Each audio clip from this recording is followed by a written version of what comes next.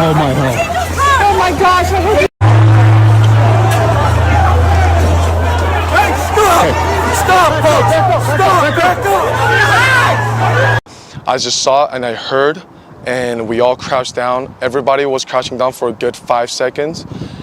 And in my head, I was thinking, we gotta get out of here. So I started yelling, we gotta go, we gotta go. And all my friends and people surrounded, they started running away. And we all traumatized, we just all heard the shot, crouched, and then we all started leaving the building, so. Everyone was just jumping on top of each other. No one was trying to get shot. Everyone was just covering each other up because no one knew if there was gonna be more shots fired. No, I actually was just walking up. I was going to the event with a friend. And so I was in the back of the crowd still walking to get closer when I heard the pop of a gunshot and people started screaming and running. But people just kept clearing out, screaming, running. I went up and talked to some guy who was closer since some people thought it was a firework and didn't really know what happened. I wish there was a better security. I was a little surprised when I walked into the courtyard and there wasn't any metal detector. There were securities around the building, but it wasn't really solid. Question everything is the thought that comes to my mind. Question everything. Remember, the whole thing started out with a deception, with a lie by the devil, the enemy of souls, Satan himself. And Jesus in Matthew 24, as he was describing the signs of the times, at least 4 times in that same chapter, he mentioned deception. Beware lest any man deceive you. The Apostle Paul, in writing to the Thessalonians about the things that must take place before the second coming of Jesus, he also mentioned deception. Let no man deceive you by any means. That was the first sign that he mentioned there. This wasn't just about silencing one man. It was about distraction, division, control. The media points fingers at the left and the right, but the real war isn't left versus right. It's elite versus the awake versus the asleep. In the Assassination, that was predictive programming, problem, reaction, solution at its finest. Stage a shocking event, flood the media with fear and rage, then roll out the solution that was waiting all along. Digital surveillance, censorship. We hit some new lows over the weekend with the MAGA gang desperately trying to characterize this kid who murdered Charlie Kirk as anything other than one of them and doing everything they can to score political points from it.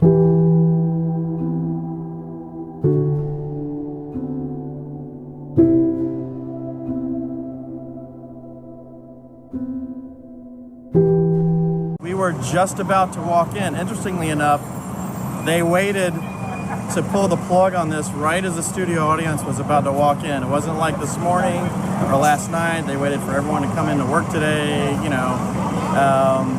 They didn't tell us what had happened. They just said that the show was canceled. Initially, my concern was, I hope everyone's okay, no one got injured. As they told us the show was being canceled, at the same time online, they announced that it was indefinitely, which we can probably assume is forever, taken off the air because of certain comments that were made, which I was not aware of. And then I went to go look to see what those comments were, and they didn't really seem to justify, the means. It seemed to be a bit extreme.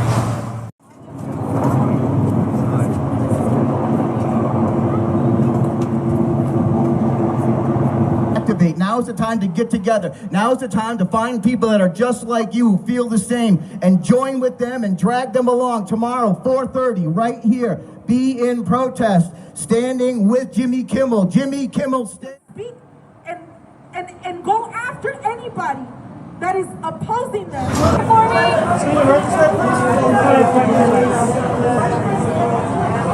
So when you see someone celebrating Charlie's murder, call them out. And hell, call their employer. We don't believe in political violence, but we do believe in civility. And there is no civility in the celebration of political assassination. Get involved. Get involved. Get involved. It's the best way to honor Charlie's legacy. Start a chapter of TPUSA or get involved in the one that already exists. If you're older, volunteer for your local party, write an op-ed in your local paper, run for office. I can't promise you this is going to be easy. I can't promise you that all of us will avoid Charlie's fate. I can't promise you that I will avoid Charlie's fate. But the best way to honor him is to shine the light of truth like a torch in the very darkest places. Go do it. I pray to move on from this phase, but it's a fire in my belly right now. To those of you who think that you are going to replace Charlie Kirk, okay? Kings are born. You don't just get to depose and tell us that we're going to follow this individual, okay? I'm one of the Masons of Turning Point USA. I'm one of the Masons of Turning Point USA. Flood the media with fear and rage.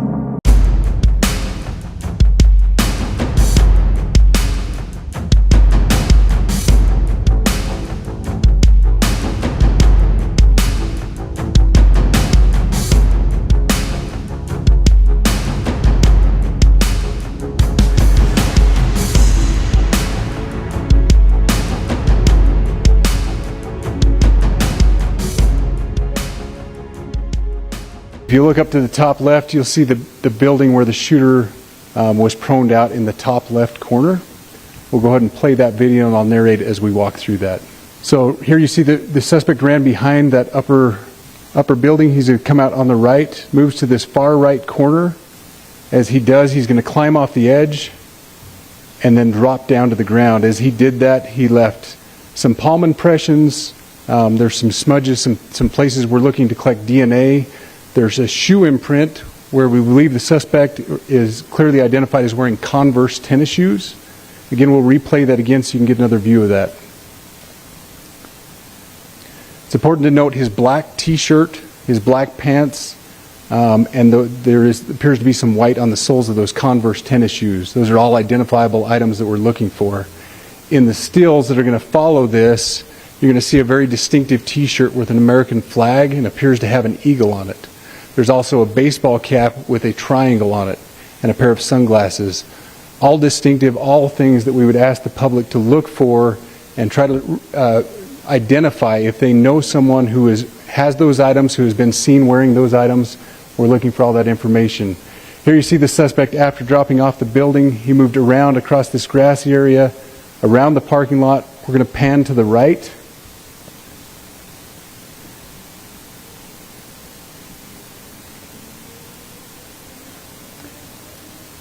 After he crosses the street, this is where he moves over into the wooded area. This is the video evidence that we utilize to track his movements and to locate that firearm in that wooded area following the discovery of this evidence.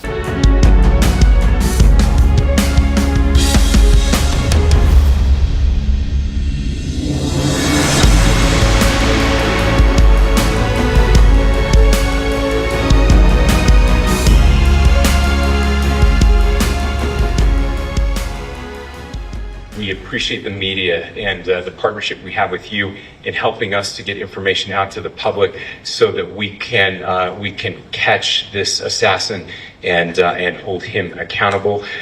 We are going to share a portion of a video and that we have of the suspect, as well as some new stills.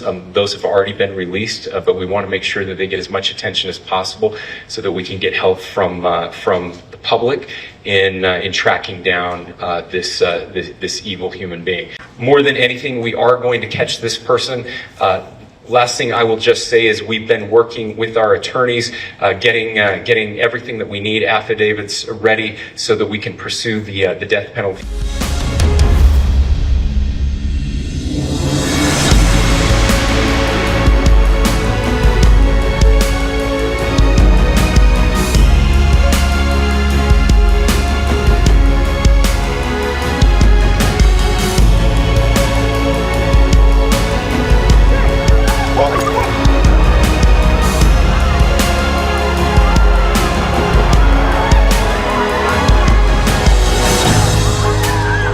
You guys okay?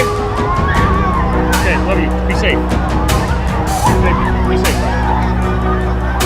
Are you inside or outside?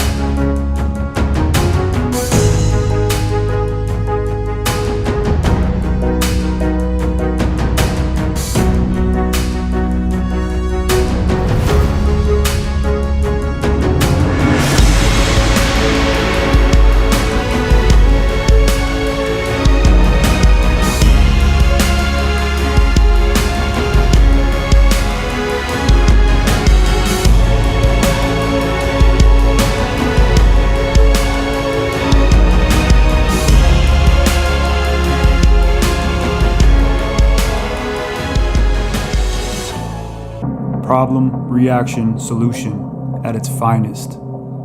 Stage a shocking event, flood the media with fear and rage, then roll out the solution that was waiting all along. Digital surveillance, censorship, AI monitoring, pre-criminal social scores, emergency powers. Watch how fast they move now. The fallout from Charlie Kirk's killing has spread to the workplace. People are getting fired for comments that seem to celebrate or glorify the assassination of the MAGA activist and father of 2 young children. These companies and organizations have reported either terminating or suspending employees for posts about Kirk, and that includes Middle Tennessee State University firing a worker they say had, quote, zero empathy for Kirk's death. Conservative activists, Republican lawmakers, and even a doxing website are flagging the comments in what critics say is a campaign to punish those posters. As we continue to learn more about the alleged assassin who shot and killed Charlie Kirk, we're also seeing a cascade of people being fired for their comments, appearing to celebrate Kirk's passing, including Office Depot, which fired a worker for refusing to print a memorial poster. Also, the NFL's Carolina Panthers football team said they fired an employee for a social media post appearing to mock Kirk's death. And then Bengals player nonprofit, the Joe Burrow Foundation, also fired an advisory board member who they say made inappropriate remarks in light of recent events. In the days following the fatal shooting of Charlie Kirk, many workers have been fired for their comments on his death. It's far from the first time workers have lost their jobs over something they said publicly, including in social media posts. But the speed at which the firings are happening does raise questions about worker rights versus employer rights. Then the replacement. Kirk's support for Israel. But let's not ignore another uncomfortable truth. Charlie Kirk himself. He was a staunch supporter of Israel, and that matters, because Israel sits at the crossroads of global power, intelligence networks, and elite manipulation. His assassination ties into more than just American politics. It connects to the same geopolitical web that has fueled wars, destabilized nations, and shaped narratives for decades. Some figures are propped up, others are taken out. Either way, both outcomes serve the system. So ask yourself, was Kirk targeted because of his influence, or because his death could be weaponized to accelerate the agenda? Agenda 2030. In a document called The First Global Revolution, authored by Alexander King and Bertrand Schneider, in searching for a new enemy to unite us, we came up with the idea that pollution, the threat of global warming, water shortages, famine and the like would fit the bill. All these dangers, of course, will be caused by human intervention that will require a global response. That's the origin of global warming, ladies and gentlemen. In 1975, Australia agreed to bring in a new economic order via the Lima Declaration on the Second Conference of the United Nations Industrial Development Organisation.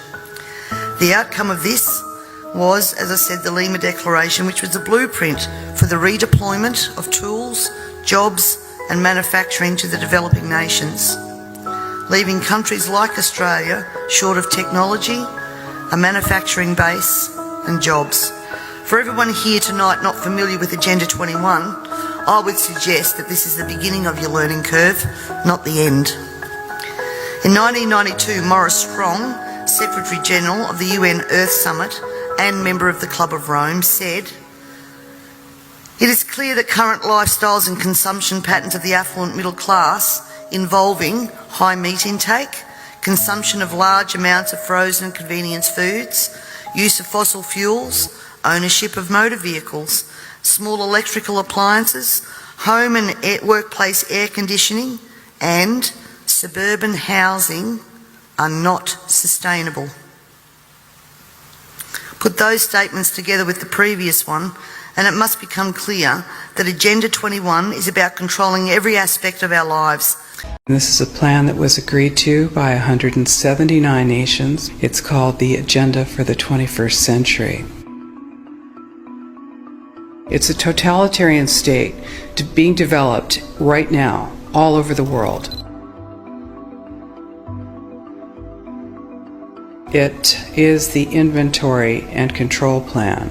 Inventory and control of all land, all water, all minerals, all plants, all animals, all construction, all means of production, all food, all energy, all information, and all human beings in the world. And this is a plan that was agreed to by 179 nations back in 1992.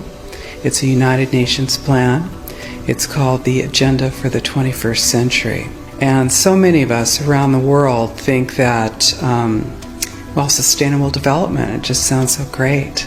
Isn't it about recycling and creative reuse and creating energy and food resources for everyone? And the answer is no, it really is not. It's about moving populations into city centers, concentrated city centers, and clearing them out of the rural areas. All systems have to be brought into harmony in order to control them all. Because when systems don't meet, when they're out of balance or not in sync with one another, they can't be controlled centrally. And the goal of Agenda 21 is one world government and total control from a central unit. Every nation that signed on to Agenda 21 has its local Agenda 21 plan. The three pillars of United Nations Agenda 21 are economy, ecology, and equity, the three E's. And everyone sort of thinks that they know what that means, the idea of social equity. It must mean that, well, everyone's going to have access to clean water and clean air, and no one's property is going to be used as a dumping ground because they are at a poverty level. But really what social equity is about impoverishing huge portions of the population and bringing down the developed nations. Everything that we're looking at now is destined to collapse our economies. It's a totalitarian state being developed right now all over the world. And what major corporations want in this development is to be able to have full movement of workers without borders or boundaries, to be able to move their goods through without regulations, and to reduce wages. And so this is the goal. So this is what you find with social equity. And of course, economy and ecology is about, these are the three circles: economy, ecology, and social equity. And where they meet in the center is balance. But really that balance is a communitarian balance. So it's not balance of well-being of the people. What it is it's a balance for corporations so that they can exploit and control and have populations in an area, in tightly packed, dense areas, so that they can be surveilled and managed. And this is what that balance looks like as far as the development of a totalitarian state is. So ask yourself, was Kirk targeted because of his influence, or because his death could be weaponized to accelerate the agenda? Agenda 2030, the digital cage. The truth is, this isn't just about Kirk. It's about timing, because the elites have a deadline, Agenda 2030. By the end of this decade, they want a cashless society, total surveillance, AI fact-checkers embedded in every platform, centralized control over food and energy, and restrictions sold under the banner of climate emergency. Kirk's assassination isn't random chaos. It's an accelerant, a shock event designed to push public consent just a little further towards the cage. The playbook is always the same. They manufacture a crisis, stoke fear, then present the pre-packaged solution. And every solution just happens to strip away one more layer of freedom. Safety for sale. Gun control next. Which brings us to what comes next. Don't think for a second this ends with digital money or online censorship. No. The next call will be for safety. And in America, that always means one thing: more gun control. They'll say it's about preventing another Kirk. They'll say no one should ever face this kind of violence again. But behind the tears and the outrage is the same machine, moving to disarm the population under the guise of protection. Because a society without the right to defend itself is a society that cannot resist when the digital cage slams shut. And the American people, they're told to clap along, wave the flag, and pretend the theater is real. The wake-up call. Charlie Kirk's death wasn't the end game. It was just the bait. The chaos is the theater. The solution is already written. Because every crisis, every assassination, every war, every disaster is just another brick in the wall of the digital prison being built around you. The Bible tells us clearly, when we read the prophecies, that deception will be the theme. And we are seeing, as a result of the Charlie Kirk assassination, we are now seeing a more rapidity of this grand delusion, a strong delusion. These are the last days, brothers and sisters. Let no man deceive you by any means. For that day, the second coming of Jesus Christ, shall not take place until there come a falling away first, and the men of sin be revealed. Deception is the theme in these last days. Let us not be caught off guard. Study to show thyself approved unto God, a workman needeth not to be ashamed, but rightly divideth the word of truth.